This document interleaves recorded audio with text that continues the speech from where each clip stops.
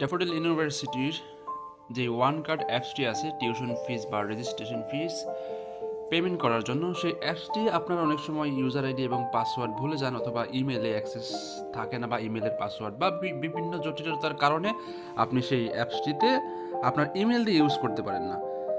তো খুব সহজেই আপনি কিন্তু সেটাকে গার্ডিয়ান মোড করে ইউজ করতে পারেন, অর্থাৎ যে কেউ গার্ডিয়ান মোড ইউজ করে আপনার পেমেন্ট করতে পারে।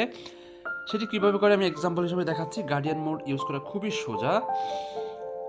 আপনার ইউজার আইডি পাসওয়ার্ড কিছুই প্রয়োজন হবে না। সাপোজ আপনি যেই কোনো একটি আইডি এখানে উঠান, সাপোজ আমি একটি আইডি এখানে উঠাচ্ছি,